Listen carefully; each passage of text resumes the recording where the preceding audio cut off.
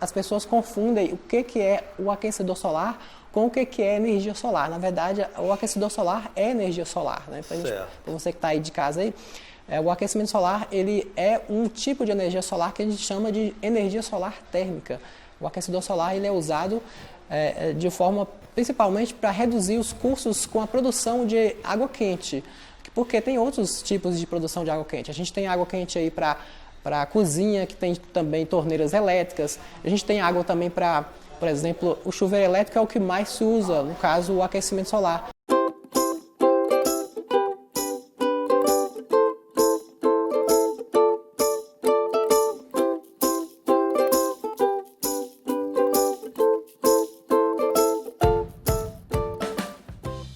Fala comigo, aqui é o Sávio Franca. Estamos aqui novamente para poder trazer um pouco mais de conteúdo, despertar um pouco das suas dúvidas. E nós estamos aqui com o Jorge Santos, que está para poder me fazer algumas perguntas. Ô Jorge, o que é as suas dúvidas hoje? Eu queria te escutar aí. Ok, bom dia, Sávio, né? Então, é um prazer estar aqui, a gente debatendo esse conteúdo sobre aquecedor solar. É muito importante. Bom, a dúvida que eu e muitos usuários querem saber, primeiro conhecer o que é um equipamento aquecedor solar.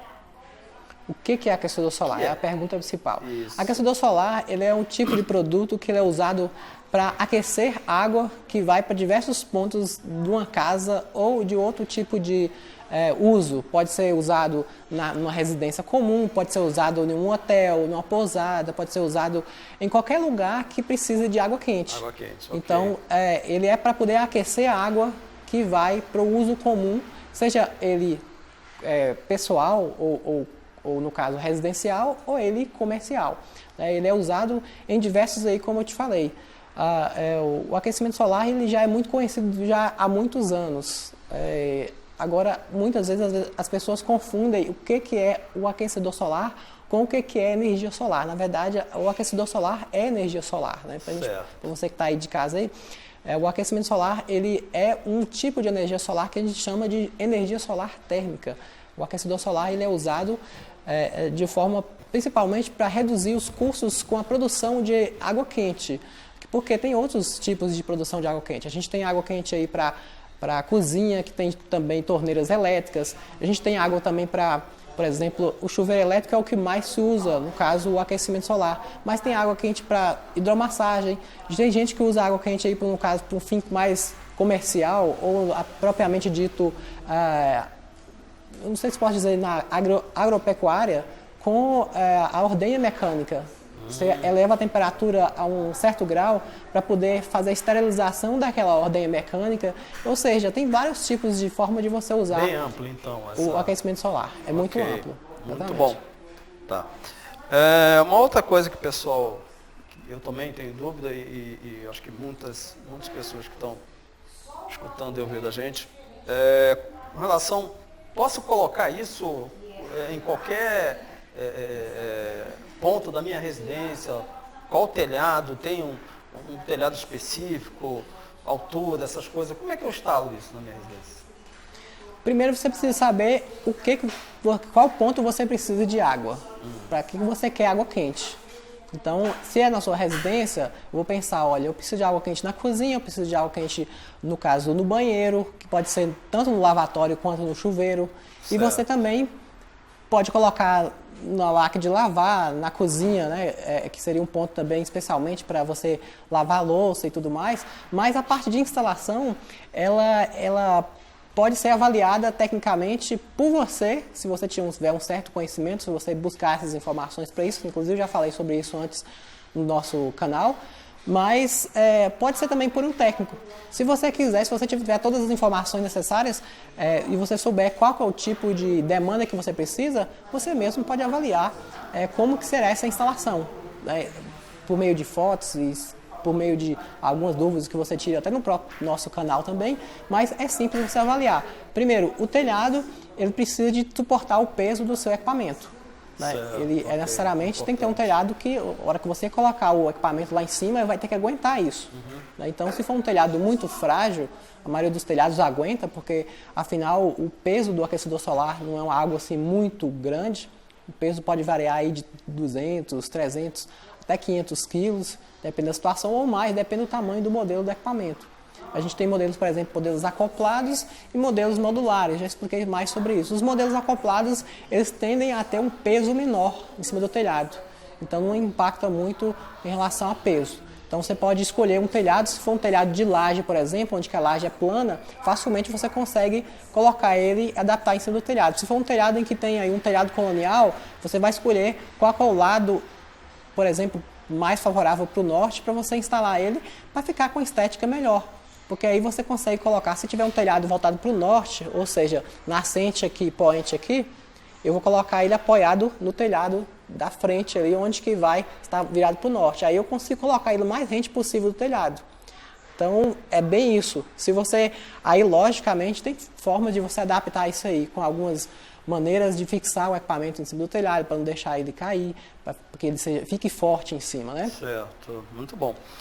Você comentou agora com relação ao aquecedor com plano, as placas, né, solares plano, e tem também, está sendo muito difundido agora também, o tubo a vácuo.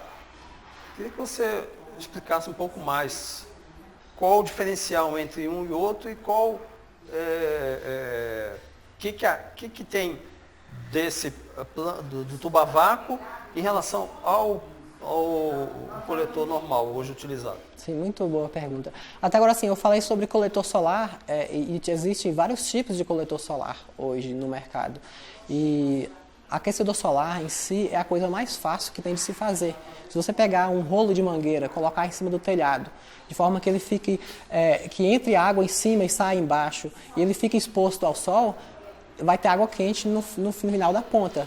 Da outra mangueira, da mangueira. Certo. Então é muito simples de fazer. Há diferenças de eficiência de sistema. Você tem coletores, por exemplo, de mangueira, pode ser um que você vai colocar. Tem gente que faz aí aquecedor de garrafa PET, que faz de caixinha de leite, coisas, experiências mais artesanais.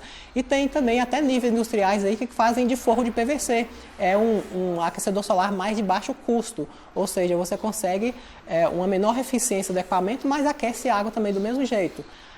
Também aquecedores aí que tem como princípio o plástico ou o polietileno muito bem usado nas piscinas. As piscinas, quando você olha para uma casa e vê aquele monte de coletor solar, aquelas placas pretas lá em cima do telhado, você vai observar que aquilo ali é polietileno. E para a piscina não exige tanta eficiência, já que a piscina ela tem uma temperatura muito baixa. Você pode tomar banho de piscina aí com águas desde 24 graus, que é mais piscinas olímpicas, 28 graus, uma água assim mais a nível normal, e até no máximo aí 33, 34 graus, acho que 32, 33 graus é uma temperatura bastante tranquila para a piscina. Certo. Mas no caso do aquecimento solar em si para residência, nós temos outras possibilidades, que são de outras maneiras mais eficientes. Tem o coletor solar plano, que é um equipamento mais convencional, a gente chama plano porque tem um vidro plano, ele é com vidro às vezes inteiro, às vezes partido, dividido ao meio, no caso. E você tem o coletor a vácuo, que tem vários tubos, esses são tubos de vácuo, né, que você deve já ter visto aí alguns tubos aí, como é que são, mas a diferença básica, além da questão da eficiência, a forma com que ele é apresentado, é os materiais. Né? Que primeiro o plano você tem um vidro em cima de uma caixa, né? De uma caixa de metal principalmente. Você tem isolamentos térmicos ali de lã de vidro ou de poliuretano. E no caso ainda do plano, você tem aquelas aletas. Aletas são tubos de metal, tubos de cobre, que vão circular a água. Então, suponhamos, eu tenho um coletor plano aqui, funcionando, eu tenho tubos de metal que vão interligar por dentro, que vão passar por dentro dessa caixa de vidro, que vai fazer a água circular. A água ela vai sair do boiler, do reservatório, que a gente chama, né? Vamos chamar de boiler aqui para ficar mais fácil. Isso. E vai circular entre coletor solar e reservatório. E aí esse processo pode ser por circulação natural ou forçada, já expliquei mais sobre isso, mas a gente falando sobre quais são as diferenças, é que primeiro o coletor plano ele tem um material diferente do coletor de vácuo. porque ele tem feito a parte de circulação com o cobre, né? Tem outros materiais também, depende da situação, mas o cobre é o que mais usado. E você tem aí o vidro plano para poder fazer a parte de efeito, não sei se poderia dizer, estufa, para poder aquecer mais a água, para manter essa água mais quente. O vidro ele faz isso. É tanto se você for olhar bem, não sei se você já entrou dentro de um carro, logicamente, acho que todo mundo já, né? Sim. Você entra de um carro, quando o sol está bem quente, debaixo do... não está na sombra, aí você fica praticamente cozinhando ali dentro do carro. É grande quando você entra. Então você pensa nisso, quando você coloca o vidro. Por quê? Tá ali o vidro tem pouca transferência de calor, mas na hora que bate o sol, aquece a parte de dentro do carro. Né? Então é mais ou menos por aí. Aí aquece a água, circula e vai para o reservatório. Aí é um tipo de coletor solar. Nós temos o coletor agora de vácuo. O coletor a vácuo, ele é composto basicamente por tubos de vidro, que pode ser por... a água ela circula dentro dos tubos ou não, dependendo do modelo. Às vezes tem modelos que a água nem circula dentro do tubo a vácuo. Então são outros tipos de modelos que pode ser de alta pressão, por exemplo. Mas o mais comum conhecido aí, que mais se usa, é o de baixa pressão. A água circula dentro do tubo de vácuo. E aí você tem um processo dessa água ser transferida até o boiler. Pode ser um equipamento acoplado, que está conectado diretamente ao boiler, ou desacoplado, onde que fica separado do boiler. Qual que é a diferença básica, resumindo aí? A diferença é o material e vamos pensar também em tipos de eficiência. Por exemplo, o coletor a vácuo, ele tem uma tendência de ser mais eficiente do que o coletor plano, por causa da questão do isolamento térmico. Eu já falei mais sobre isso, mas o isolamento térmico é muito parecido com o que é na garrafa térmica. Você coloca um café quente durante a manhã e você quer um café durante a tarde quente, você vai ter que ter uma garrafa eficiente. É tanto que se você já teve a oportunidade ou o desprazer de quebrar uma garrafa térmica, aquele biquinho que tem lá embaixo na garrafa térmica, bem fininho, se você quebra ele, mesmo que a garrafa ela não esteja vazando, ela vai entrar ar, vai perder o vácuo, vai perder a eficiência quando é à tarde o seu café está frio. Ele fria rapidamente, porque ocorre o processo de transferência de temperatura do ambiente externo para o interno. Aí você não tem a eficiência da garrafa térmica. Então o aquecedor a vácuo é muito parecido, baseado nisso, onde que a gente tem menores transferências de calor e você tem uma tendência de ter mais eficiência. Aí a gente está falando de tendência por quê? Porque depende de tamanhos, depende de volumes, depende de várias situações que a gente vai ter que pensar no dimensionamento do equipamento. Mas basicamente é isso, é o material e os tipos de eficiência, a forma com que ele é instalado é um pouco diferente também, mas basicamente é isso. Muito bom. Uma outra coisa, o Sávio, por exemplo, um cliente ele fez a opção em colocar o aquecedor mais eficiente, um a vácuo. Esse equipamento ele tem diferença na hora de colocar com relação ao outro? Ele é mais pesado? Ele requer uma estrutura diferenciada ou não? São os dois equipamentos são diferentes. São diferentes? São diferentes. Vou te explicar por quê. O aquecedor a vácuo ele tem dois modelos, como eu te falei. Eu tenho um modelo modular, que ele assemelha-se muito com o plano. Você tem o plano, que é totalmente plano, e o modular, que ele é em módulos, que é em tubos de vácuo. Certo? Esses são muito parecidos a forma de instalar. Apesar que o a vácuo tem uma tendência de ser um pouco mais pesado, não é algo que vai ser tão significativo, mas um tubo de vácuo, por exemplo, ele pesa em litragem de quilos aí na faixa de 3 litros. Cada tubo de vácuo comporta na faixa de 3 litros de água. Então, se você tiver 20 tubos, você tem 20 vezes 3, 60 litros, 60 né? Litros. 60 litros aí num coletor de vácuo. O coletor plano, como ele não vai água quase aos tubos que circula o cobre, são bem fininhos, não vai muito peso. Então, a tendência de que o a vácuo ele tem um pouco mais de peso do que esse, mas não é tão expressivo assim. 60 quilos é o peso de uma pessoa, né? Não vai ser tão expressivo no telhado. Mas se você pegar aí, falando sobre a questão do equipamento acoplado, você vai pegar um equipamento que tem um peso maior. Mas aí você tem outras situações. Como você pode fixar ele? Você pode adaptar esse acoplado para poder pegar o peso na laje. Aí você me pergunta, Sávio, mas se o meu telhado não tem laje, como é que eu faço? Aí você procura uma viga, né? Uma viga, eu não sei se pode dizer esse termo viga, né? Que é um lugar onde que apoia que vai apoiar o peso do telhado. Isso. Tem que ser um local onde que seja mais firme, mais forte, para aguentar o peso. E o telhado também tem que aguentar isso. Então, o instalador, nesse caso, principalmente quando os telhados não têm laje, tem um desafio maior para instalar. Tem que ter um cuidado maior também, tá? Então, essa é a principal diferença. Tirei a dúvida? Não, muito bom. Eu acho que isso aí sanou minha dúvida em relação a outros também que hoje estão assistindo a gente e tem interesse em colocar na sua residência um equipamento desse. Eu acho que foi muito importante. Uma outra dúvida com relação à instalação. Isso requer uma mão de obra especializada? O cara comprou, ele tem dinheiro para comprar, investir no equipamento, mas ele não quer, ele acha que pode colocar isso ele sozinho. Ele precisa de ter dessa mão de obra especializada para instalar? Muito boa pergunta. Eu achei boa porque é uma pergunta que as pessoas fazem e elas ficam na dúvida. E agora? Eu vou comprar um aquecedor solar e como que eu vou instalar? Isso acontece também, por exemplo, com o ar-condicionado. Né? Você compra um ar-condicionado. Eu, por exemplo, se eu fosse comprar um ar-condicionado e eu tivesse os aparelhos em casa e tudo para poder instalar, eu instalaria. Eu sou meio aquele faz tudo em casa. Minha casa, minha esposa, volta e meia, ela compra algum tipo de aparelho, armário, mesa, não sei o quê, um monte de coisas que a gente tem no dia a dia e eu mesmo monto. Sobra pra você. Eu mesmo monto. É muito difícil contratar alguém para poder fazer alguma coisa lá em casa. Certo. Essa semana atrasada, uns 15 dias atrás, ela contratou um eletricista pra gente, para poder resolver um problema do chuveiro. E olha que é uma coisa simples, né, se for olhar, basicamente. Isso por quê? Porque eu fiz um serviço mal feito lá. Eu já tinha feito um serviço no chuveiro elétrico mal feito. A ligação que eu fiz entre o chuveiro elétrico e o ponto de energia tinha sido com aquela conexão, aquela ligação de elétrica mal feita. Certo. E aí essa conexão ela começou a ficar um pouco afrouxada, não sei se pode dizer assim, ou mal conectada. E começou a ficar quente. E a gente tomava banho lá e aquele negócio começava a feder, e começava a criar aquele mau cheiro. E aí a gente ficava preocupado. E ela, como tá muito mais preocupada, a mulher normalmente é mais preocupada que os homens. Os homens são mais largados. Exato. Mas ela falou assim, não, nós temos que dar um jeito disso aí. Eu falei assim, não, eu sou eletricista, né? Tá, eu não sou nada disso.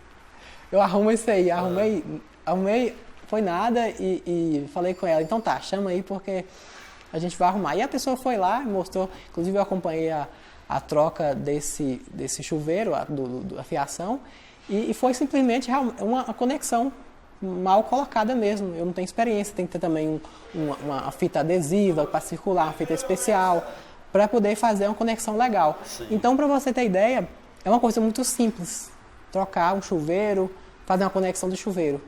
Mas eu sou o profissional, eu fiz seguro, com segurança e com certeza, aí eu digo que não. Eu poderia, se eu soubesse o que a pessoa lá que fez legal lá, se eu soubesse aquilo que ela sabe, eu teria feito com segurança.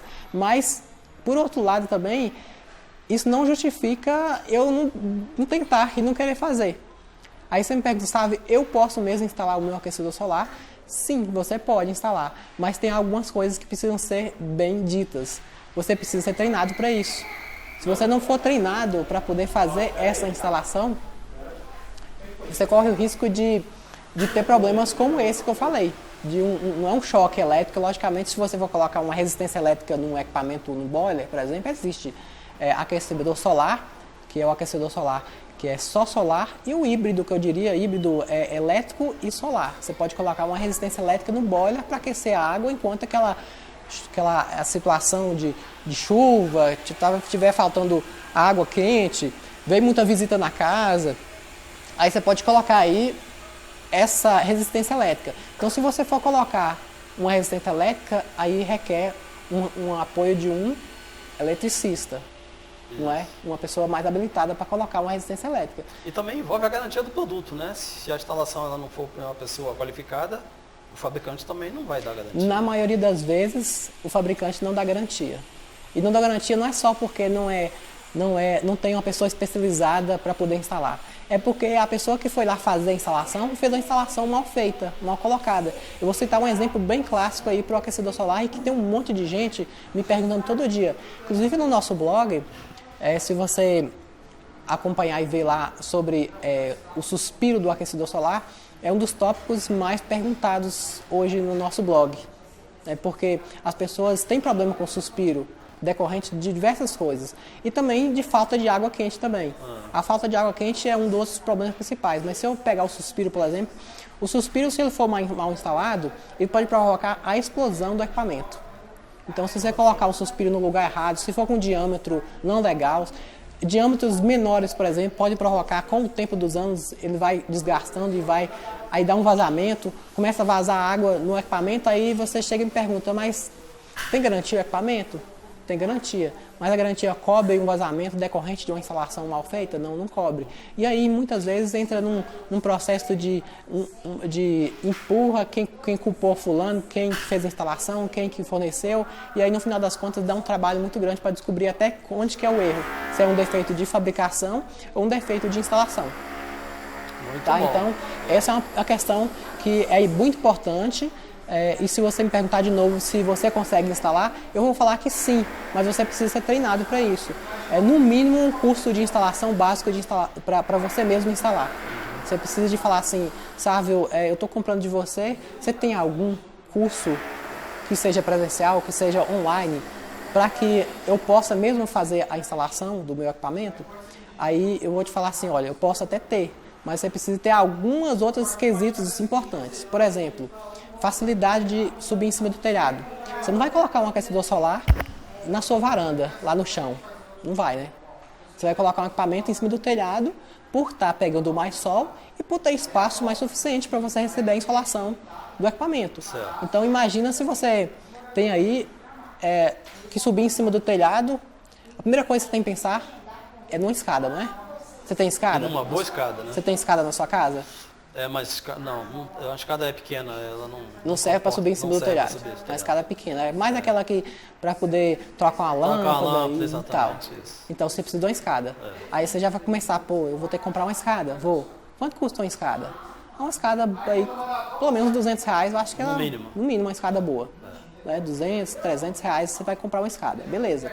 Mas tudo bem, é uma escada, vai ficar para mim, para dar calha. Se eu precisar de subir em cima do telhado para poder trocar uma calha, eu vou ter que subir depois. Não vai ser um investimento perdido, ótimo. Aí eu vou precisar de algumas ferramentas a mais também para instalar esse equipamento. Certo. Talvez uma lâmina de serra, uma serra mármore, que é importante para você cortar uma parte no telhado. Você tem serra mármore na sua casa? Não tenho. Você já usou serra mármore alguma vez? Nunca usei. Nunca usou? Nunca usei. Você acha que com a sua habilidade de mexer com as coisas, você daria conta de usar uma serra mármore? Olha, eu até conseguiria, né? Mas é importante nisso que você está tocando, porque se for considerarmos o investimento no material necessário, eu acho que a contratação de um técnico especializado sanaria isso, não? Sim, mas aí eu ainda estou batendo naquela pergunta que você me fez. Eu conseguiria instalar um aquecedor solar? Essa foi a pergunta que você me fez. Qualquer pessoa conseguiria? Isso. Eu diria que qualquer pessoa não. Por isso que eu te falei, olha, depende e você vai conseguir fazer, mas você precisa de alguns quesitos. Por exemplo, facilidade de subir em cima do telhado. Você tem facilidade de subir em cima do telhado? Eu tenho. Tem? Eu particularmente tenho. E você se sente seguro a subir em cima do telhado? Com alguns equipamentos de segurança. Tipo o quê? Tipo uma cinta que é colocada no corpo, uma corda. Você tem em casa isso? Não tenho. Pois é. Então você teria que ter um equipamento de segurança. Aí você tem que comprar um equipamento de segurança. É diferente de uma escada, porque você não vai ficar usando uma cinta de segurança todo dia, né? Exato. Mas talvez uma hora que você subir em cima do telhado, se você for um pouco astuto, não sei o que posso se você for um pouco mais assim, hábil para poder subir em cima de um telhado, beleza. Aí se volta e meia a calha vai lá e entope, o que você vai fazer? Tirar folha da calha, né? Sim. Aí você vai subir em cima do telhado, colocar uma escada, você vai precisar de repente colocar esse cinto de segurança. Vale a pena você ter esse equipamento em casa. Mas talvez nem para todo mundo justifica. Aí tem outras questões ainda. como é que a sua saúde para subir em cima do telhado. Se for uma pessoa que ela de volta e meia dá aquelas tonturas, é perigoso, não é? Então tudo isso na NR12, não sei se é NR12, mas parece de segurança ou é 37, não sei, agora eu me lembro, esqueci o nome da norma. Ela treina pessoas a fazer trabalho em altura. Então na hora que você sobe em cima do telhado, você passa, por exemplo, lá uma corda, uma linha que a gente chama, uma linha de segurança, onde que você coloca o trava-quedas. Aí se você tontear em cima do telhado e cair, o que vai acontecer? Se tiver o trava-quedas. Se não tiver? Se tiver. Se tiver, bom, aí é um fator de segurança, ou seja, vai evitar que você caia do telhado, né? Vai evitar que você caia e você se machuque. Sim. Então, o que você mais vê, se você procurar na internet lá, acidente de trabalho, você vai ver que as coisas são mais bobas e mais, assim, simples de evitar. Eu vi um cara, sinceramente, eu vi um vídeo, até que o pessoal troca no WhatsApp, que é um cara que ele subiu em cima de uma escada para trocar uma lâmpada, tinha um outro segurando. Eu sei que esse cara que estava em cima da lâmpada, para trocar a lâmpada, assim, acho que de 2 metros de altura, que era um ambiente mais comercial, ele subiu em cima da escada e aí ele se desequilibrou e caiu, mas caiu, tipo, se não me engano, em cima de alguma coisa assim, sabe?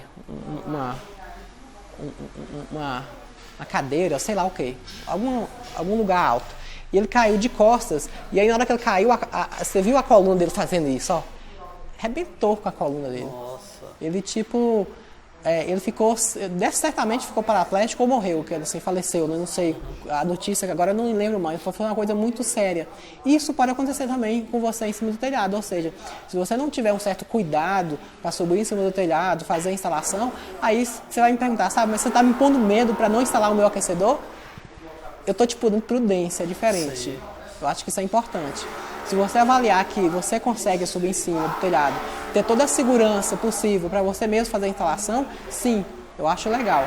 Faça isso, porque você aprende. Inclusive, se você for uma pessoa que desperta um pouco mais de curiosidade e você tiver aí uma certa habilidade para isso, quem sabe você não se torna um instalador e viva disso. E para você começar a instalar um equipamento para as pessoas, para clientes, para onde você tem que começar?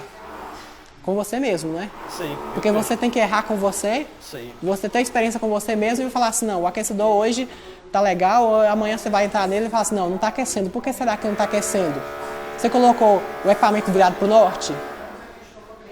Aí deu uma goteira no telhado, deu um vazamento no telhado, e aí você pensa assim, poxa, se eu tivesse contratado alguém, né?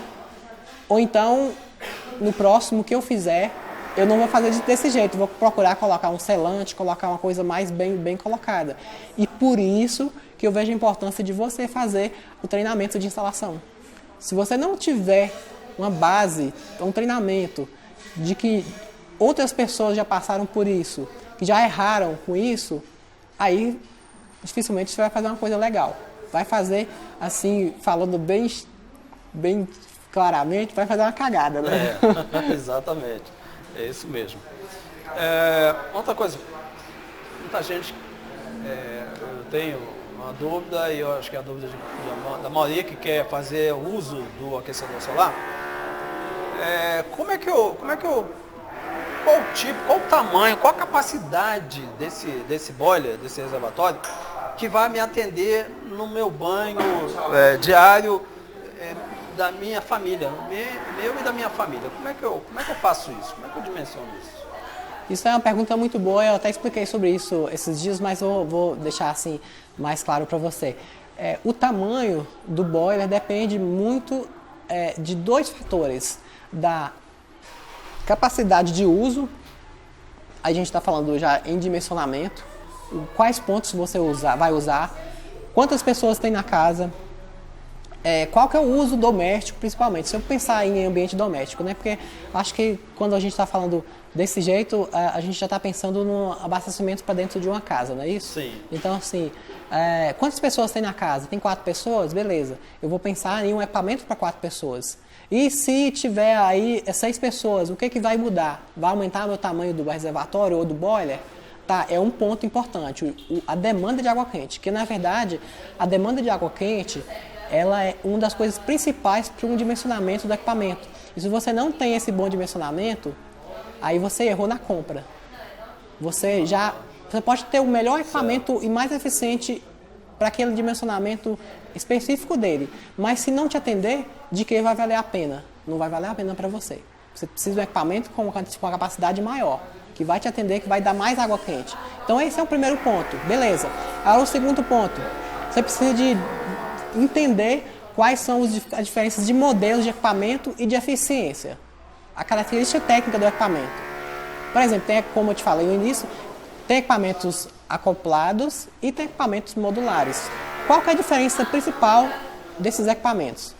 Os modulares, que eu diria no caso do a vácuo, ou desacoplados, que também pode entrar os equipamentos de coletor solar plano, você tem capacidades de reservatórios maiores. Você tem reservatórios com capacidades maiores de água quente. Nos equipamentos acoplados, você não precisa de tamanhos de boilers tão grandes. Por exemplo, um equipamento de 600 litros, um equipamento desacoplado, que vai temperaturas próximas aí de 50 graus, que normalmente quando eu falo em 50 graus é o seguinte, você tem 50 graus de temperatura, 50% de mistura de água, mais ou menos. Você mistura 50%, metade de água quente, metade de água fria na hora do banho, ou seja, a água vai sair de 52 graus e vai passar para 37 graus, que é a temperatura de banho que você vai ter, correto? E aí você precisa misturar as duas na hora que chega lá no ponto de consumo para tomar seu banho, por exemplo. Certo. Agora, se você tem uma água a uma temperatura maior, o que é que você precisa de fazer? Misturar mais água fria e menos água quente. Exatamente. Então, como que você aumentar a temperatura do equipamento? Quais são os equipamentos que podem trazer mais temperaturas? Aí uma pergunta também muito boa antes de responder essa aí. O equipamento, ele é mais eficiente se ele tem uma temperatura maior? Na sua opinião, você acha que é? O equipamento, qual tipo de equipamento? Um aquecedor solar, em relação a outro. Se ele tem uma temperatura maior, ele é mais eficiente do que uma temperatura menor? Eu acredito que sim. Não. Não é uma dúvida de muitos, né? É uma dúvida de muitos. Não necessariamente. Por quê? Primeiro, se você tem um equipamento com temperatura maior, mas ele não atende à sua expectativa da quantidade de banho, que é o que importa para você, de uso na cozinha e tudo mais, em relação àquele outro, que tem uma temperatura menor e atinge essa quantidade de banho, no final das contas, a eficiência para dimensionamento, para você, que temperatura maior não vai fazer sentido nenhum. Não vai trazer Não vai. Porque, por exemplo, vamos supor que você usa para um banho comum, no caso, para uma temperatura de 50 a 50, mistura, você usa 50 litros de água quente e 50 litros de água fria. Normalmente é menos que isso, normalmente é 60. Vamos pôr aqui 100 para a gente poder fazer uma conta mais breve. Então você usa 50 de quente, 50 de frio, e você tem aí 50 de água quente, e vamos supor que o seu boiler é de 50 litros de água quente. Certo? O seu boiler é um boiler pequeno, de só 50 litros, capacidade dele. Mas você tem um outro boiler que é de 20 litros, por exemplo, que é menor ainda, mas a temperatura dele, ao invés de ser de 50 litros, de 50 graus, ela é de 60 graus. Certo. E aí você tem que se comparar. Será que esse de 20 litros, 60 graus, vai me atender o mesmo que esse de 50 graus de 50 litros atende? Aí você tem que avaliar. Porque esse é um ponto principal que as pessoas erram na hora de comprar, ô Jorge. É um dos maiores erros que as pessoas cometem na hora de comprar um equipamento sem saber a eficiência dele. Qual que é a produção de energia, qual que é a eficiência do equipamento, qual que é o número de banho que ele atende, qual que é o tempo de banho também, porque isso também é um dos pontos principais para você fazer aí o dimensionamento do equipamento. Ou seja, banho demorado tende a gastar mais água, muito mais água. Então, essa água quente que está no reservatório, logicamente, ela vai se dispersar mais rápido. Ela vai acabar mais rápido. E aí, não importa se é um equipamento que vai temperatura alta ou temperatura baixa, de toda maneira você vai precisar de olhar esse ponto. Quantos litros de água que você gasta no banho. E aí você me pergunta, qual é a maneira mais fácil que tem de você saber quantos litros de água você gasta no banho? Você tem noção? Não tenho noção. Você vai medir. Você vai pegar um balde, colocar debaixo do chuveiro e vai cronometrar. Em 1 minuto, quantos litros de água que esse chuveiro está descendo? Aí você olha, no meu banho aqui, eu vou começar a colocar meu balde lá e mede lá no cronômetro 30 segundos, porque aí em 30 segundos você calcula o minuto também, né? Vai medir numa vasilha quantos litros que gasta em 30 segundos, que é a maneira mais prática que você tem de dimensionar o equipamento. Primeiro medir a vazão do chuveiro, beleza. Aí você já começou um ponto. Aí você vai saber quanto tempo você gasta nos banhos. Aí você está lá na sua casa hoje, aí você colocou um cronômetro lá, normal, quando você começou a abrir o chuveiro. Então pede alguém para poder fazer isso para você. Aí você passa o banho e tal, chegou no final do banho, puf, desliga o cronômetro. Quantos litros de água você gastou nesse tempo aí? Só você multiplicar aquela quantidade que você gastou naquele 30 segundos, né, ou no minuto lá que você mediu, pela quantidade de tempo que você teve no banho. Beleza, aí você já dimensionou a quantidade de água que você gastou no banho. Aí você vai ter a noção de quanto tempo você gastou no banho, quantos litros e qual equipamento que você vai querer. Porque os equipamentos são baseados basicamente na quantidade de banhos e no tempo do banho. Basicamente é isso, pela quantidade de banho, pelo tempo de banho e pelo vazão da água, né, que eu esqueci de falar, aí você consegue fazer um bom dimensionamento do equipamento. Não importa se tem uma temperatura mais alta ou se tem uma temperatura mais baixa. Aí nós temos diferenças de equipamentos. Modelos acoplados, por exemplo, tendem a ter temperaturas maiores e os modulares ou desacoplados tendem a ter temperaturas mais baixas. Aí as temperaturas mais baixas variam a próxima de 50 graus. As temperaturas mais altas dos acoplados chegam a 70 graus, média, né? Pode chegar a temperaturas maiores do que isso, 80 graus até 90 graus, mas a média é de 70 graus. Então, uma temperatura de 70 graus, por exemplo, que você pegar para fazer a sua mistura de água quente, ela vai ter mais ou menos em torno de 25%, 30% de mistura. Uma média de 25% de mistura de água quente e o resto de água fria. Enquanto que o outro de 50 graus vai ter uma média de 50% de mistura. Aí você vai me perguntar, eu estou falando demais, não sei se estou falando, mas você me perguntou sobre como dimensionar o equipamento em relação ao tamanho, não foi isso que você me perguntou? Isso. Pois é. Então, se você vai escolher um modelo acoplado, vai olhar a capacidade de final dele. Se você vai escolher um modular ou desacoplado, avalia a capacidade final dele. Então, nesse ponto, o tamanho vai variar por isso aí, pela capacidade de produção de água quente, pelo dimensionamento que você precisa no seu equipamento, tá? Então, basicamente é isso. Eu não sei se eu tirei a sua dúvida, mas é isso aí. É isso que eu acho importante, esse esclarecimento para mim e para outros que estão interessados hoje em fazer a aquisição de equipamento desse, é muito importante. Uma outra coisa, como é que é a manutenção? Eu instalei um equipamento desse na minha residência, por algum motivo ou alguma coisa caiu, quebrou uma placa ou quebrou um tubo desse. Eu consigo repor isso? Quando você fala eu consigo repor, é você mesmo? Não, eu consigo peças para repor. Como é que eu compro isso? Ou alguém vai lá na minha casa, eu ligo e faz a troca disso? Como é que é a prestação desse serviço de assistência técnica nesse caso? Isso varia de empresa para empresa e de tipos de equipamentos para equipamentos. Modelos, por exemplo, de coletor plano, eu vou lembrar aí de uma chuva de granizo que teve em 2009.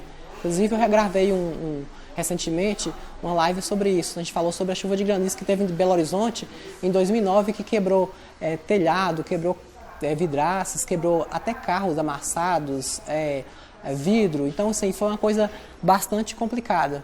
E também pode acontecer de cair uma pedra lá e quebrar o seu equipamento e você ter que trocar. E na época, a gente teve uma experiência de manutenção dos equipamentos, a gente trocou centenas, milhares de coletor solar. Na época a gente nem conhecia o coletor a vácuo. Até foi um momento em que a gente descobriu o equipamento por ter mais resistência a impacto à chuva de granizo. Hoje, coletor a vácuo. Hoje já existem, por conta dessas questões, já existem coletores planos também que já foram dotados com vidros temperados, vidros resistentes a isso. Às vezes tem custos maiores, às vezes tem a tendência disso, mas de toda maneira, qualquer tipo de vidro, ele é quebrável. Se você tem um vidro de um carro, ele é quebrável, apesar de ser temperado. Então, mesmo esse vidro temperado, pode ser que ele quebre. Por mais que vai ser legal, você vai ter uma resistência maior. Por exemplo, no caso do a vácuo, ele é cilíndrico, ele é redondo, tem uma resistência mecânica maior, ele vai ser muito difícil de quebrar. Mas se quebrar, o que você vai fazer? Trocar aquele tubo que quebrou, um ou dois que quebrou ali, caiu a pedra ou qualquer coisa assim. No caso do coletor plano, você tem mais dificuldade de trocar. Você tem que trocar aquele vidro todo. Aí uma certa complexidade. Dificilmente, assim, pela experiência que eu tenho, dificilmente as fábricas fazem isso. Às vezes elas oferecem um equipamento novo para trocar. Você tem que trocar o coletor de novo, tudo de novo. Uhum. Aí você vai ligar para a fábrica e vai pedir lá um coletor solar novo para poder trocar. Mas existem vidraceiros também que se aventuram em trocar esses equipamentos em cima do telhado. Aí entra aquela questão de segurança de trabalho, aquela segurança de subir em cima do telhado, tem que medir o tamanho do vidro bem certinho para poder trocar. Dá para trocar? Dá. Fica talvez metade de preço de que comprar uma placa nova, um coletor, um plano novo. E no caso de vácuo, também tem que subir lá no telhado para poder trocar. Eu não sei se eu esclareci a sua dúvida, mas existem, no caso do de vácuo, de toda maneira, você vai ter que ir na fábrica e pedir uma peça para trocar, não vai ter jeito. E no caso do plano, às vezes você não consegue, isso é muito mais dificuldade. Então, eu não sei se eu estou defendendo aqui o coletor a vácuo, mas é uma realidade que eu vivi no mercado. É uma coisa que as pessoas que estão me escutando aí, se quiserem relatar sobre isso, me falar se tem uma experiência diferente, eu não estou aqui para poder falar que eu sou assim, o dono da verdade, que eu sei tudo. Isso aí é dentro de experiências práticas que eu vivi, tá? Então, é só a experiência mesmo que eu estou passando, tá certo? Muito bem. Uma outra situação, sabe, com relação, às vezes a pessoa quer instalar um equipamento desse, quer fazer a aquisição de um equipamento desse, mas ele pensa assim, poxa, mas a minha casa, ela tá tão, eu pintei agora, reformei e tal, meu banheiro tá tão bonitinho, eu colocando isso aí, como é que vai ficar para eu instalar? O rapaz, ele que vai fazer a instalação, ele vai quebrar minha parede, ele vai, como é que vai ficar, o meu banheiro vai precisar de quebrar alguma coisa para instalar isso, para passar alguma tubulação? Muito boa pergunta, porque muitas vezes você faz a sua casa, não sei se é o seu caso, como é que é a sua casa hoje? Você tem aquecimento solar na sua casa? Não, ainda não, pretendo colocar. Sim. E tem preparação para água quente? Não tem. Não tem? Não tem. Isso é casa já construída há mais tempo, né? Já construída já há uns anos atrás, ela ainda não foi previsto no projeto a instalação disso, mas eu pretendo colocar. Então, na hora que você pensou nisso, já está pensando, poxa, eu vou colocar em casa, como é que eu faço? É uma boa pergunta, sim. Existem misturadores externos hoje, que a gente chama, que são os misturadores sem precisar de quebrar parede. Esses misturadores, eles são próprios para você passar uma tubulação externa na parte de fora da sua casa, no caso de cozinha, por exemplo. Da cozinha é muito fácil de fazer isso. Ou você pode embutir na parte externa da parede, né? Isso é muito simples também. E no caso do chuveiro, você pode trazer a tubulação do teto, da laje ou da lateral. Essa tubulação, para interligar o misturador externo ao ponto de consumo ali, tem que vir uma tubulação bem fina, com a tubulação com um certo acabamento cromado, para não comprometer a estética do seu banheiro. Então, assim, é o melhor tipo de acabamento, legal, assim, bonito? Não. Não vou dizer que é aquele, poxa, esse é o melhor acabamento. O melhor acabamento, que eu vou te falar bem a verdade, para chuveiro de top é aquele que você chega, você aperta, encosta a mão lá e liga sozinho. Aí ele vem com a temperatura, marca tudo. Isso aí é algo de mais automatizado, algo mais de luxo. O segundo, eu acho que eu poderia dizer que é o monocomando. Monocomando, aí você abre uma torneirinha lá, é um comando só, vem quente, frio no meio, misturou água quente. Mas o misturador externo, sem precisar de quebrar a parede, você tem aí aquela torneirazinha, com a haste cromadinha, bonitinha e tal, mas também não tem aquela estética igual eu te falei.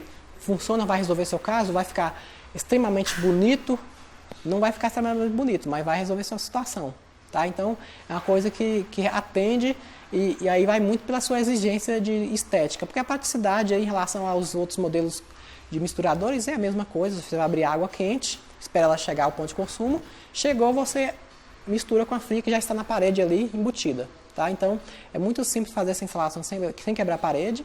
Você pode fazer tanto para o chuveiro quanto para a cozinha. Tá? Mas no caso da cozinha, tem umas particularidades também que você pode trabalhar até misturador monocomando na cozinha, dependendo da bancada, do tipo de torneira. Tá?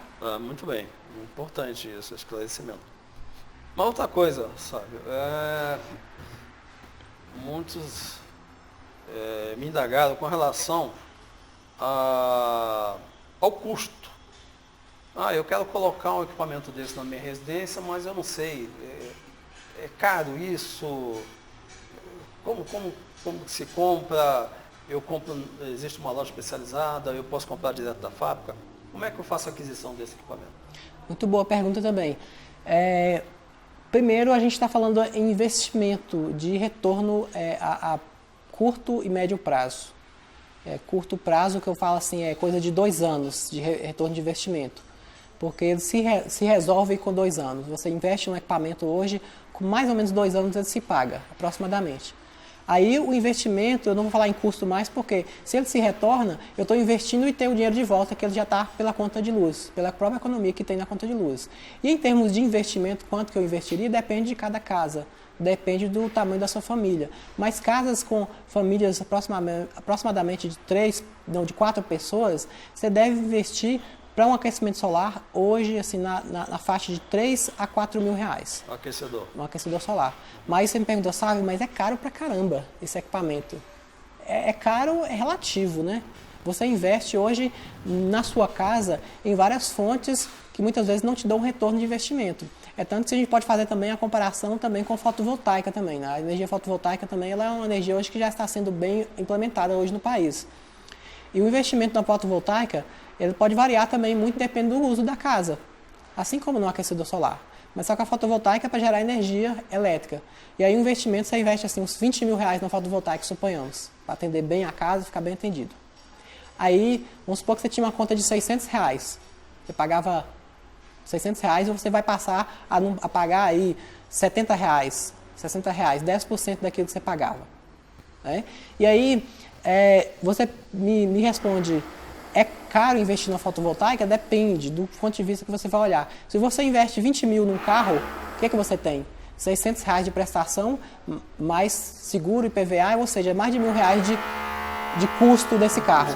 Mas no geral, uma conta de fixa, se você tirar tudo ali, para você pegar o mesmo dinheiro depois de 2, 3 anos e você colocar num carro com o mesmo preço, você pegar aquele dinheiro e tirar naquele carro, você vai ter pelo menos uns 600 reais de custo mensal, somando todos os custos no carro. Então, o que é melhor, você investir no carro ou na fotovoltaica para ela te dar o retorno para poder pagar a prestação de um carro? Aí eu estou defendendo o lado da fotovoltaica e não do aquecimento solar, mas aí começa, o aquecimento solar, a analogia é mais ou menos parecida, só que a diferença é que o retorno de investimento do aquecimento solar é muito mais rápido. Você investe no aquecimento solar, em vez de você investir, suponhamos, 20 mil, 10 mil, 15 mil, você investe bem menos. Em torno de 3 a 4 mil, você consegue colocar o investimento no aquecedor solar e o retorno de investimento passa a ser muito menor, com 2 anos aproximadamente, enquanto que a fotovoltaica é um pouco maior e ainda vale muito a pena. Por quê? Os investimentos você pega principalmente calculado com retorno de poupança ou de Selic, por exemplo. Poupança hoje está menos de 5% ao ano. Se você investe numa fotovoltaica, por exemplo, você tem a faixa aí de 20%, 25% ao ano, que é os 4 anos aproximadamente. No aquecedor solar você passa muito mais disso, pode chegar a 50% ao ano.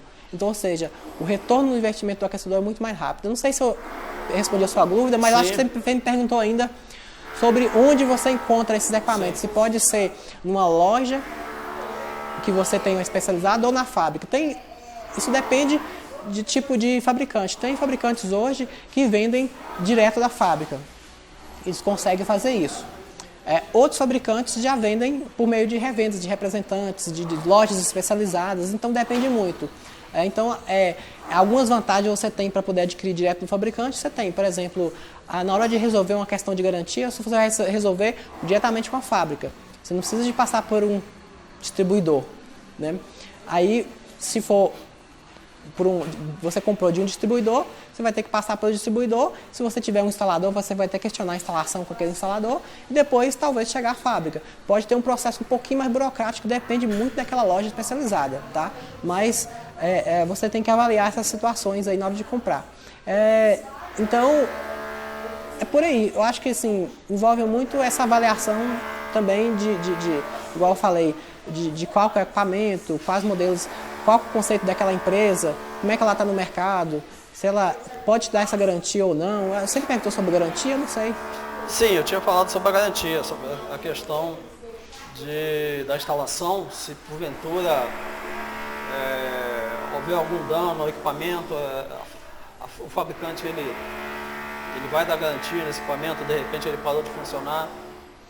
Como eu falei, assim, existem diversos tipos de fabricantes, eles podem dar garantia, no caso, direto da fábrica. O normal passou os 3 meses de garantia, é tratar diretamente com a fábrica, né? Mas depende muito de cada loja, de cada comerciante. Mas a fábrica ela responde pela garantia que ela der na hora da venda. Se a garantia for uma garantia legal, é 3 meses.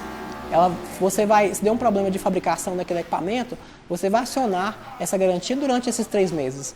Mas se você tiver um problema depois dos 3 meses e essa garantia não teve uma garantia complementar, aí não tem jeito. Você vai ter que comprar outro equipamento ou ter que consertar esse equipamento que está lá.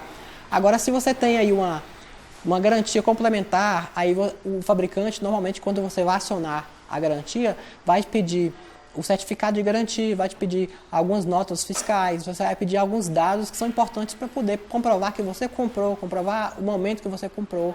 Às vezes tem uns que pedem isso, o certificado de instalação do instalador, ele pede fotos do equipamento, pede várias coisas para poder verificar se esse equipamento teve algum indício de problema de instalação. Então, se você tem aí problemas de instalação, você já perdeu a garantia. Então, aí é uma questão que você tem que avaliar, mas no geral, você vai tratar aí, fazer uma solicitação diretamente para a fábrica e ela vai avaliar se vai proceder ou não a garantia. Ok. Uma outra dúvida, Sábio, também tem sido questionado. A pessoa, o consumidor, ele tem uma residência e ele tem uma piscina. E ele quer fazer uso do aquecimento solar para a piscina. É difícil a instalação para a piscina? Não é difícil. É mais fácil, às vezes, do que o outro lá em cima. Depende muito do técnico e da experiência. A piscina requer um pouco mais de experiência eletrônica. Ele trabalha muito com o sistema de recirculação de água. Tem que ter uma bomba para recircular a água da piscina até o coletor solar, porque no caso da piscina, você tem o reservatório de água, que seria de água quente do seu equipamento, é a própria piscina. Então, existe uma bomba que circula a água da piscina ao coletor solar. E essa bomba precisa ser acionada por meio do sistema de termostato, de recirculação, um sistema de controle diferencial de temperatura. Aí precisa de uma experiência maior e, inclusive, também de bombeamento, de hidráulica, né, para poder fazer com que essa tubulação seja bem colocada, seja bem feita. Então, exige uma experiência um pouco maior, bem específica para a piscina. Muito bem. Eu acho que é isso, Sábio. Eu acredito que já sanou muitas dúvidas minha, né, e de muitos que nos ouvem. E agradeço, tá, por estar participando aqui contigo desse podcast. Eu agradeço, Jorge Santos, pela participação, você que está aí também ouvindo a gente, você que gostou do nosso papo aqui hoje, curta a página aí, compartilhe com seus amigos, se inscreva no nosso canal se você ainda não é inscrito e mas em breve teremos mais novidades aí, tá? E nos vemos até no próximo podcast.